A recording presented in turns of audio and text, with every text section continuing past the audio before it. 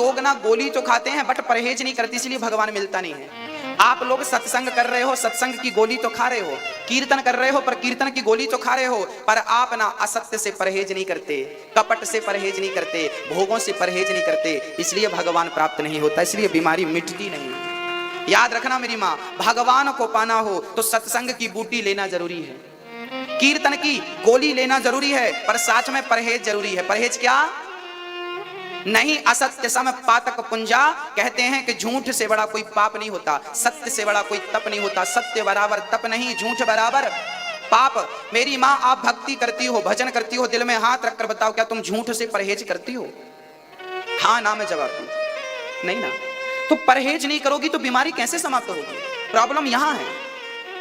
क्या कपट से तुम परहेज करती हो? क्या भैया जी आप अहंकार से परहेज करते हैं? ना तो अहंकार से परहेज है, ना तो कपट से परहेज है, ना तो गुस्सा क्रोध से परहेज है, ना तो भोगों से परहेज है। कैसे मिलेंगे भगवान? संत कहते हैं कीरत कंचन कामनी ये नंगी तलवार। जिसने अहंकार को नहीं छोड़ा, जिसने क्रोध को नहीं छोड़ा, जिसने भोगों को नहीं छोड़ा, कामी, सुन लीजिए संतों की परिभाषा सुन लीजिए, कामी, कामी, क्रोधी, लालची, तीनों बोलो, कामी, क्रोधी, लालची। कामी, क्रोधी, लालची इनसों भक्ति न होए। कामी से भक्ति, क्रोधी से भक्ति, लालची से भक्ति, कामी, क्रोधी, लालची इनसों भक्ति न होए। भक्ति करे कोई सूरमा, जाति वर्ण कुल खोए। जब तक आप अपने आप को मिटा नहीं देते तब तक उसकी हस्ती तुम्हें प्राप्त नहीं होगी, तब तक वो कन्हैया तुम्हें मिलेगा नहीं। परहेज तीन चीजों का है, काम, वासना, क्रोध और जरूरत से ज्यादा लोभ होना चाहिए। मैं पैसा कमाता हूं, सच्ची कहूं तो मैं भी लोभी हूं, पर मैं लोभ करता हूं इसलिए कि मुझे 2 पैसा मिलेगा तो मैं अपनी मां को भरपेट भोजन दूंगा, रहने की व्यवस्था दूंगा।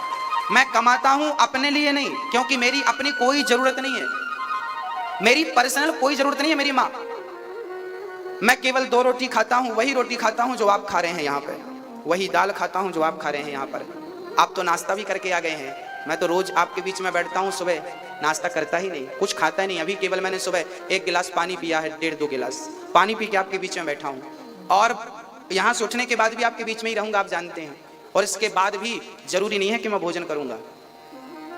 जब मैं गाड़ी में यात्रा में जाता हूं तब मैं थोड़ा गाड़ी में बैठे रहता हूं, तब थोड़ा सा खा लेता हूं, आपके बीच में रहता हूं, क्योंकि ज्यादा नहीं खाना चाहिए। यदि ज्यादा खा लेंगे तो आलस्य आएगा, आलस्य आएगा तो हम आपकी सेवा नहीं कर पाएंगे। तो हमें गोविंद की सेवा भी करना है, और गोविंद के रूप में आप बैठे हैं, आपकी भी सेवा करनी है। तो जीवन को संयमी बनाइए। ये शरीर हमारे अधीन है, हम जैसा बनाएंगे ये वैसा बनेगा। हम जो देखना चाहेंगे वही मेरी आंख देखे, मैं जो सुनना चाहूंगा वही मेरी कान सुने। बस व्यर्थ का ना देखें, व्यर्थ का ना सुने, व्यर्थ की बकवास में ना पड़े। अपने आप को भगवान के हवाले कर दीजिए। कन्हैया तू जान मैं तेरा हूं, सब कुछ उसके अधीन कर दो, सब तेरा है। अपने पास कुछ रखोगे ना तो बड़ी झंझट होती है। सौंप दो, अब सौंप दिया इस जीवन का सब भार तुम्हारे हाथों में। तो लोभ होना चाहिए, पर लोभ अपने लिए नहीं होना चाहिए। मैं अपनी तिजोरी भर लूं, मैं अपना बैलेंस ना, मेरे अपने लिए तो मेरे कन्हैया है, और जो धन पैसों की जरूरत है वो तो मेरी माँ की सेवा के लिए है। तो लोभ करना चाहिए। आप खूब कमाइए, पर कमाने के बाद ये भाव बनाइए कि हे भगवान, यदि मुझे धन तू देगा तो मैं भागवत सुनवाऊंगा अपने क्षेत्र के लोगों को, भागवत करवाऊंगा, ताकि इस ज्ञान से इनका भी, इनके हृदय में भी भक्ति का दिया जले, इनके हृदय में भी ज्ञान का प्रकाश आए। इसलिए भागवत करवाइए। ईश्वर ने सामर्थ्य था, धन खूब कमाओ, और धन कमाने के बाद उसको कथा भागवत में लगाओ, दीन दुखियों की सेवा में लगाओ, तब वो धन कमाना सार्थक है। तो कामी, क्रोधी, लालची, आप अपने लिए लालच ना करें, हम अपने लिए लालच ना करें, हमें जरूरत नहीं है। कल हमारे पास एक दादाजी आए, कल हमारे पास एक दादाजी आए, बूढ़े थे, बहुत बुजुर्ग थे। उन्होंने हमसे कहा हमें एक बार आपसे भागवत सुनना है। रोने लगे, बोले मेरी अब आखिरी इच्छा रह गई है कि मैं आपसे एक बार भागवत श्रवण कर लूं, आपके मुख से एक बार भागवत सुन लूं। बताइए खर्चा क्या है। मैंने कहा कि जब आपको करवाना हो तो आप बता देना, खर्चा कुछ नहीं। भागवत की सेवा होती है, भागवत खर्चे से नहीं, भागवत श्रद्धा और भाव से होती है। आप बताइएगा होगी, हम आपकी सेवा करेंगे। यदि हम बूढ़ी माँ की सेवा रहने की खाने की उनके लिए कर रहे हैं तो आपको भी भागवत सुनाकर आपकी भी सेवा करेंगे, ये भी एक सेवा है। तो भगवान की कथा धन से नहीं मन से होती है ना। मन पहले बनता है, धन तो बाद की बातें हैं। भक्तों, मैं तो ठाकुर जी से यही प्रार्थना करता हूं कि प्रभु जब तक ये जिंदगी है आखिरी सांस तक मैं आपकी सेवा करता रहूं, वृद्ध माताओं की सेवा करता रहूं और गरीब परिवार की बेटियों का विवाह करता रहूं। मेरा 3 ही काम है। ये दास कम से कम 200 बेटियों का विवाह हो चुका है, गरीब परिवार की, जिनके माँ बाप असमर्थ होते हैं, मजदूरी करते हैं, बेचारे वो अपनी बेटियों का विवाह कैसे करेंगे। तब उनके लिए दास सारी व्यवस्थाएं, उनके लिए बेटी के लिए थोड़े से बर्तन, थोड़े से ड्रेसिंग आदि, पलंग इत्यादि, सोना, थोड़ा चांदी, ये सब दे करके और सारे बारातियों के भोजन प्रसाद की व्यवस्था के साथ एक बेटी को विवाह विदा करके उनके घर भेज देता है। ये सारा काम ईश्वर ने हमें निमित्त बनाया है, पर करता वही है, आपसे कराता है, आपको निमित्त बनाता है। आप इसमें कारण बन जाते हैं। किसी अच्छे काम के कारण आप बन जाएं, इसका सौभाग्य, इससे बड़ा सौभाग्य मुझे नहीं लगता कि कुछ होगा। भगवान ने तो भक्ति के लिए परहेज क्या होना मेरी माँ, सत्संग की बूटी खाना, पर क्या जरूरी है, परहेज। किस चीज का परहेज, काम, क्रोध और लोभ, अहंकार भी इसमें सम्मिलित है, अहंकार नहीं होना। एक बार क्या हुआ ना, एक सांप की और सांप के साथ किसकी लड़ाई होती है, नेवला। एक बार सांप की सर्प की नेवले से लड़ाई हो रही थी, दोनों लड़ रहे थे। सर्प की नेवले की लड़ाई में जीत किसकी होती है, किसकी, नेवले की जीत होती है। अच्छा, नेवला क्यों जीतता है, इसके पीछे एक कारण है। कहते हैं जब नेवला लड़ता है ना सर्प से, तो सर्प से डंक मारता है, डसता है, तो नेवला घायल हो जाता है। नेवले पर भी सांप का जहर काम करने लगता, असर करता। फिर नेवला क्या होता है, लड़ाई छोड़ के जाता है और कुछ जड़ी बूटी खाता है। वो जड़ी बूटी खा के आता है, फिर स्ट्रांग हो जाता, फिर लड़ने लगता है। फिर वो घायल होता, फिर जाता कुछ खा के आता, पता नहीं क्या खाता है, उसको पता है। वो खाता है, फिर आता है, फिर लड़ता है, और ऐसा लड़ते लड़ते वो सर्प को पराजित कर देता है। हमारे गुरुजी ने कहा कि ऐसे आपको करना चाहिए। हमारी भी लड़ाई चल रही है काल से, सर्प है काल, हम भी काल से लड़ रहे हैं। काल हमें रोज मार रहा है। यदि काल पर विजय प्राप्त करना है, भोगों पर विजय प्राप्त करना है, अहंकार पर विजय प्राप्त करना है, क्रोध पर विजय प्राप्त करना है, तो क्या करना है, बोले जैसे नेवला जाकर कुछ जड़ी बूटी खा के आ जाता था, ऐसे ही आप लोग नियम से सत्संग की और कीर्तन की जड़ी बूटी रोज लेते रहना। यदि ये तुम रोज लेते रहोगे तो काल को भी पछाड़ दोगे, अहंकार को भी पछाड़ दोगे, और लोभ को भी पछाड़ दोगे, और काम वासना को भी पछाड़ दोगे। जीत आपकी हो जाए। और आपने कीर्तन छोड़ा, भजन छोड़ा, तो वो लोग आपको पछाड़ देंगे। इसलिए रोज क्या जरूरी है, कीर्तन। श्री कृष्ण गोविंद हरे मुरारी, हे नाथ हरे राम राम राम हरे हरे, हरे कृष्णा कृष्णा कृष्णा हरे हरे। पूतना मौसी आई, पूतना ने भगवान को स्तन पूतना ना जहर लेकर आई थी। पूतना का तन सुंदर था, मन सुंदर नहीं था। जो मन की मैल न धोई गंगा गया तो क्या हुआ, गंगा में जाकर बंदे तन की तू मैल धोता, गंगा में जाकर बंदे तन की तू मैल धोता, जो मन की मैल न धोई गंगा गया तो क्या हुआ। आप लोग गंगा जी जाते हो ना, शरीर को घिस घिस के धुलते हो, शरीर कितना भी धुल लो बदबू ही आनी है। इसलिए शरीर में समय मत गवाओ, शरीर को मत साफ करो, शरीर नहीं मन को शुद्ध कर लो, मन को साफ कर लो। शरीर भी शुद्ध होना चाहिए, ऐसा नहीं कि शरीर गंदा है। हाँ, यहाँ पे एक बात मैं कहने वाला था कि आप लोग भगवान की पूजा करना, पर शुद्धि का बड़ा ख्याल रखना। आप लोग जब बाथरूम जाएं तो आप जब तक 3 कुल्ला ना करें और पांव और हाथ ना धोएं तब तक आप शुद्ध नहीं होते, याद रखिएगा। बाथरूम जाने के बाद आपको क्या करना चाहिए, 3 बार कुल्ला अपने पांव और अपने, रोज बच्चों को भी यही संस्कार दीजिए। बाथरूम जाते हैं और बिना हाथ कुल्ला किए बाहर आ जाते हैं, भगवान आप अशुद्ध हो गए। अब आप जब तक कुल्ला नहीं करेंगे, शुद्ध नहीं होंगे, तब तक आप कुछ अच्छा काम करने के अधिकारी नहीं है। आप पवित्र पवित्रो वा सर्वावस्थांगतोपि वा, पहले आपका बाह्याभ्यंतर तरह शुचि, बाह्य भाग बाहरी भाग शुद्ध होना चाहिए। जब बाहरी शुद्ध होगा तब तो अंदर शुद्ध होगा। बाहर शुद्ध नहीं होगा तो अंदर क्या? यदि आपके आंगन में गंदगी हो और आपके कमरा बड़ा स्वच्छ हो तो आंगन की दुर्गंध अंदर भी तो जा रही है। तो आंगन भी शुद्ध होना चाहिए और कमरा भी। तो आपको बच्चों को नियम से रोज बाथरूम जाओ तो क्या करना? 3 कुल्ले और पांव और हाथ नित्य, और दीर्घ संका जाना, टॉयलेट जाना तो जितनी बार जाओ उतनी बार स्नान करके ही आना चाहिए, बिना स्नान के। यदि आप घर में प्रवेश करते हैं तो वो घर नरक है। उस घर में कभी संत पानी नहीं पीता, उस घर का, जिस घर में ये सी गंदगी होती है। जितनी बार जाओ स्नान करो, ये शुद्धि है। अब सोचिए कि आप टॉयलेट गए हैं और उसके बाद आप किचन में जा रहे हैं, रसोई में जा रहे हैं, कितना गलत है। जैसा खाओ अन्न वैसा रहे, जैसी राखो शुद्धि वैसी बने। आजकल नौजवान भाई बहन की बुद्धियां क्यों बिगड़ रही हैं? क्योंकि इनके पास शुद्धि का ख्याल नहीं है। ये 2-2 दिन तक नहाते नहीं है। अब जो नौजवान भाई बहन 2 दिन तक नहाएगा नहीं, उसकी बुद्धि क्या सब शुद्ध रहेगी? वो अपने चरित्र की रक्षा कर पाएगा? जितने चरित्रहीन लोग हैं मेरे भाई बहन, वो सारे लोग अपनी शुद्धि को पहले बिगाड़े हैं, इसके बाद उनका चरित्र बिगड़ा है। शुद्धि ना बिगड़ती तो उनका चरित्र भी, क्योंकि जैसी राखो शुद्धि वैसी बने। आजकल बच्चे माँ बाप की सुनते नहीं, माँ बाप को बेवकूफ मानते हैं, क्योंकि इनकी बुद्धि भ्रष्ट हो गई है, क्योंकि इनकी शुद्धि बिगड़ गई। पहले एक आदमी अपनी बाल्टी लेकर जाता था, किसी के हाथ का पानी नहीं पीता था। पानी ना पीने के प्रति ये नहीं था कि जात पात की कोई मर्यादा थी। पानी ना पीने का भाव ये था कि यदि हमने आपके हाथ का पानी पी लिया और आप गलत अवस्था में हैं, आप गलत हैं। एक संत जी तो के वैश्या के हाथ का पानी पी लिए धोखे से। अब संत जी ने देखा, संत जी जा रहे थे तो बड़ा प्यास लगी, तो एक महिला को बुलाया, सुनो वो पानी देना। और पानी, बड़ी प्यास लगी थी, पानी दिया, और पानी दिया तो पानी पी लिया। अब पूछा, देवी आप कौन हो? वो कहती मैं वैश्या हूं। अब बाबा जी ने लगी पलटी कर, निकल पानी निकल। अब वो कैसे निकले?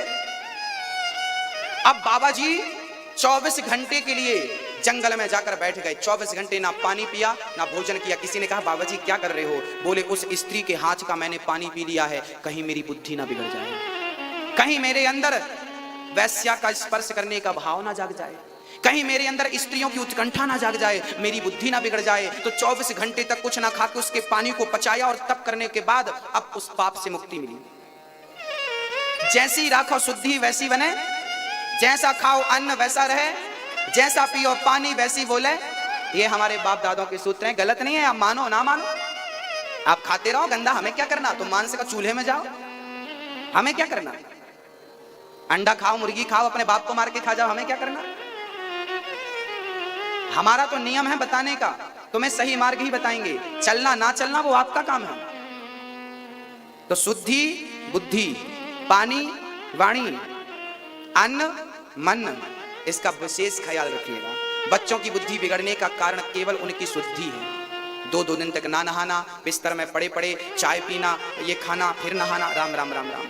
हम भी बच्चे थे, हमने भी पढ़ाइयाँ की हैं, पर ऐसी राक्षस वृत्ति से पढ़ाइयाँ नहीं की।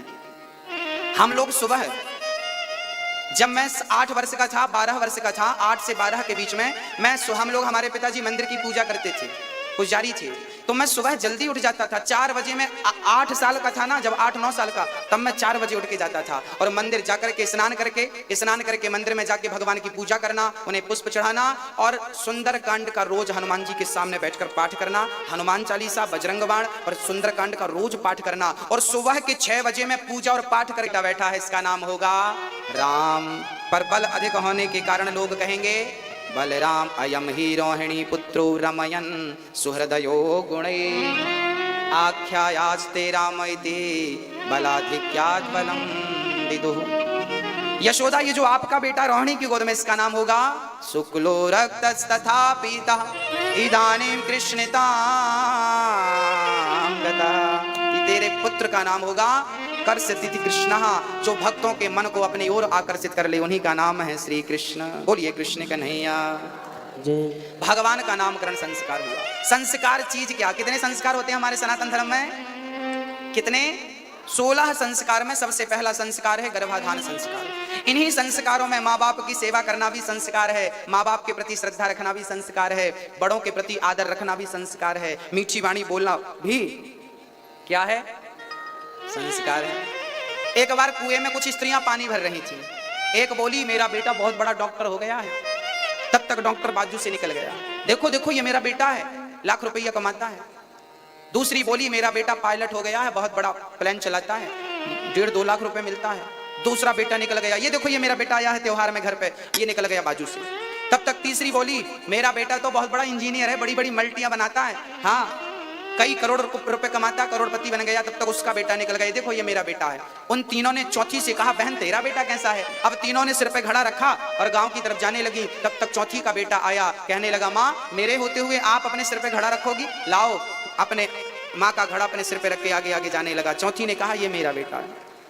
बेटा इंजीनियर बन गया, बेटा डॉक्टर बन गया, बेटा पायलट बन गया। परंतु इतना बड़ा बनने के बाद माँ की तरफ देखा भी नहीं, माँ के भार को अपने कंधे पे लिया ही नहीं। तो बेटा होने का और बेटे की कामयाबी का फायदा क्या? कामयाब बेटा वही है जो माँ बाप के बोझ को अपने कंधे पे रख ले, और माँ बाप को अपने कंधे पे रख के चारों धाम की, ये बेटे का धर्म है, ये बेटे का परम कर्तव्य है। माँ बाप का बेटा कभी ऋण नहीं चुका सकता, याद रखिएगा। माँ बाप का पुत्र कभी भी ऋण चुका सकता है? इतना पैसा है बच्चे के पास कि चुकाएगा? नहीं चुका सकता। अपना शीश काट दे तो भी माँ बाप का ऋण कभी नहीं चुका सकता। इसलिए ऋण नहीं चुका सकता, पर जितना कर सकता है वो करे। ईश्वर कृपा दृष्टि बनाएगा। कहते हैं माँ की दुआ कभी खाली नहीं जाती, और ये बात तो भगवान से टाली नहीं जाती। बर्तन मांझ कर 4 बच्चों का पेट भर लेती है माँ, पर उन 4 बच्चों से एक माँ पाली नहीं जाती। माँ की सेवा करना सीख लीजिए। जैसा कि कल हमने कहा था, मैं कल उन माँ बाप से मिलाऊंगा जो आश्रम में रहना स्टार्ट कर दिए। कल मिलाऊंगा आपको भक्तों।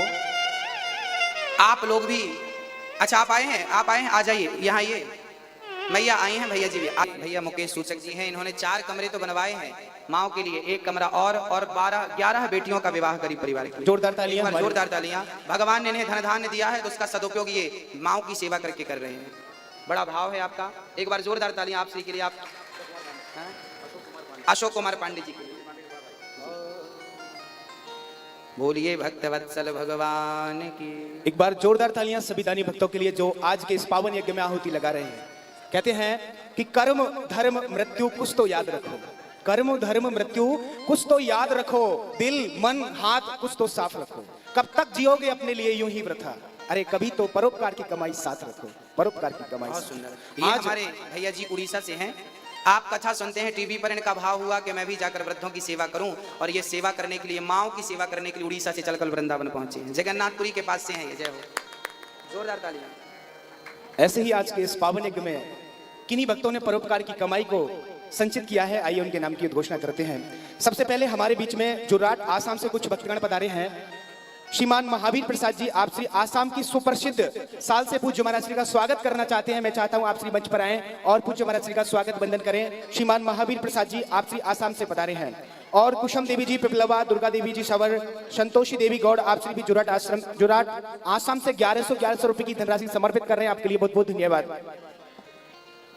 21,000 रुपए की धनराशि कुशम देवी हरिद्वार से हमें भेज रही है वृद्ध माताओं की सेवा के लिए। आपके लिए बहुत बहुत धन्यवाद। एक बार जोरदार तालियां इन भक्तों के लिए।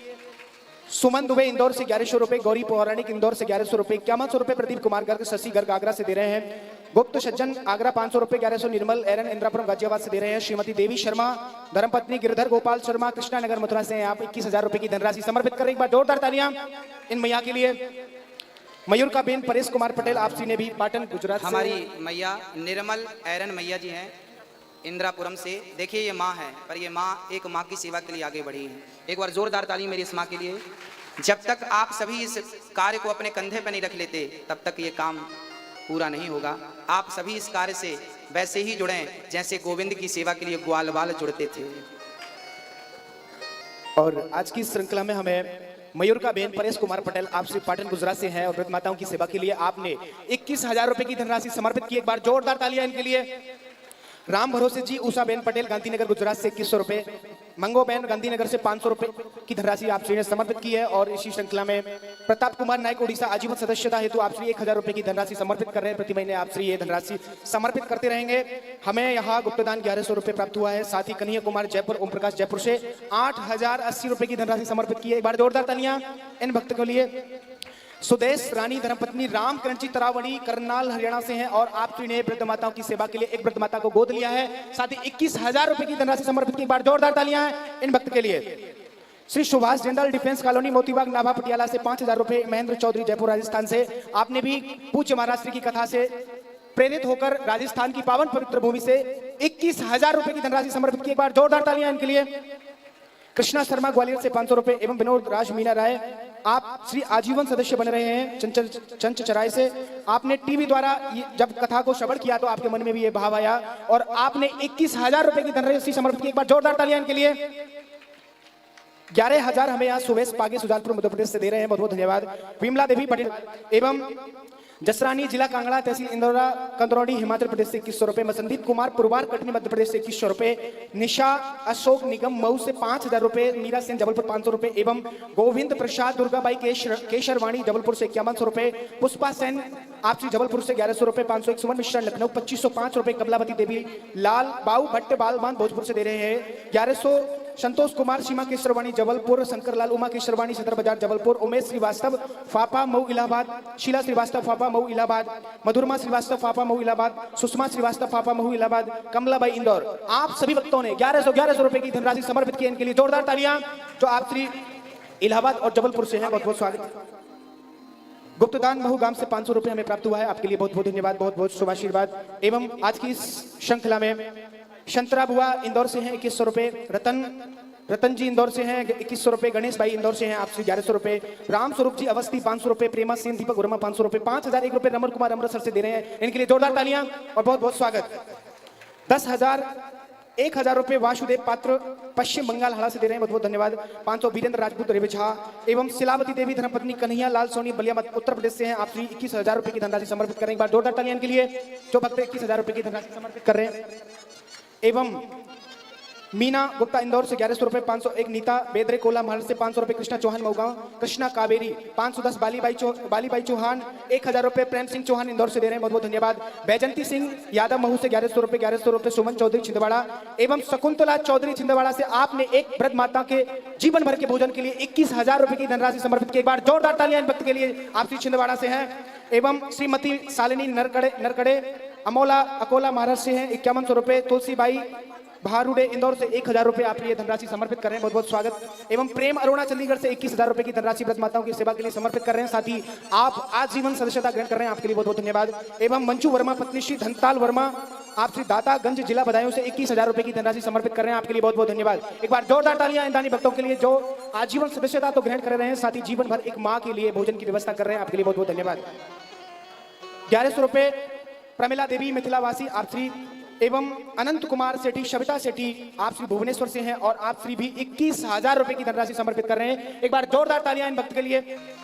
रानी श्रीवास्तव दिल्ली से 5,000 रुपए। 2551 लता भोसले महू से हैं एवं शिलावती जी कन्हैया लाल सोनी 21,000 रुपए की धनराशि समर्पित कर रहे हैं, आपके लिए बहुत बहुत स्वागत है, वंदन है, अभिनंदन है। एवं मालती देवी मदन चंद्र गुप्ता मुंबई 11,000 रुपए। गुप्तदान दिल्ली उत्तम नगर 1100 रुपए। गुप्तदान दिल्ली उत्तम नगर 1100 रुपए। ये धनराशि आज आप सबके मध्य से निकलकर उन वृद्ध माताओं की सेवा में आई है, इनके लिए एक बार जोरदार तालियां। एवं हाल ही में अभी जब दानी दाताओं के नाम की उद्घोषणा यहाँ से पावन मंच से हो रही थी तो एक भक्त के मन में भी भाव आया और उन्होंने ये भाव एक ऐसा संकल्प ले लिया, एक ऐसा पेड़ लगा दिया पुण्य का जो जीवन भर उनके लिए पुण्य एकत्रित करता रहेगा। निर्मल एरन इंद्रापुरम गाजियाबाद से हैं, इनके लिए एक बार जोरदार तालियां, जिन्होंने हाल ही में 21,000 रुपए की धनराशि समर्पित करके अपने लिए, अपने परिवार के लिए, अपनी पीढ़ी के लिए संस्कारों का, पुण्यों का एक ऐसा वृक्ष लगा लिया है जो जीवन भर उसकी कमाई उनको मिलती रहेगी। बहुत बहुत स्वागत। नरेश कुमार साहिबाबाद से 500 रुपए। 500 रुपए गुप्तदान। अरुण प्रकाश गुप्ता श्रीमती अंजू गुप्ता आप श्री ने 21,000 रुपए की धनराशि दी, एक बार जोरदार तालियां इनके लिए। हरि बाबू 2100 रुपए एवं गुप्तदान 2100 रुपए। आज के इस पावन यज्ञ में जिन दानी दाताओं ने, भामाशाहों ने, सूरवीर कर्ण जैसे मेरे भाई बहनों ने, दानी दाताओं ने जो आहुति लगाई, इनके लिए एक बार जोरदार तालियां। साथ ही आप श्री दानी भक्तों से जो यहाँ बैठे हैं, मेरे ठाकुर जी की कथा के रसिक जन, मेरी माताएं, मेरी बहनें, मेरे भाई, सभी से मेरा ये प्यार भरा निमंत्रण है, आमंत्रण है। मैं इस पावन मंच से आप सभी दानी दाताओं का खुले दिल से आह्वान करता हूं कि आइए और वृद्ध माताओं की सेवा में आप भी अपना सहयोग का हाथ बढ़ाकर एक माँ को गोद ले सकते हैं, आजीवन सदस्य बन सकते हैं और जीवन भर के लिए उन माँओं की सेवा में आप भी संलग्न रह सकते हैं। आइए आप भी 21,000 रुपए की धनराशि समर्पित करें और आप भी आजीवन सदस्य बनते हुए वृद्ध माताओं की सेवा में जुट जाएं। एक नाम अरुण प्रसाद गुप्ता, मंजू गुप्ता, सागर, आगरा, उत्तर प्रदेश से हैं। आपने 21,000 रुपए की धनराशि समर्पित की। एक बार जोरदार तालियां इन भक्त के लिए। एवं साधना टीवी चैनल के माध्यम से देख रहे सभी भक्तों से मेरा ये निवेदन है, जैसे यहाँ प्रांगण से बहुत सारे नाम, बहुत सारे दानी दाताओं की उद्घोषणा पावन मंच से हो रही है, ठीक वैसे ही साधना टीवी चैनल के माध्यम से समस्त देश भर से नाम हमें व्रत माताओं की सेवा के लिए मिल रहे हैं। एक बार मैं पुनः आप सभी दर्शकों से ये निवेदन करना चाहूंगा, आप फिर भी अपने नाम की शीघ्रता से यहाँ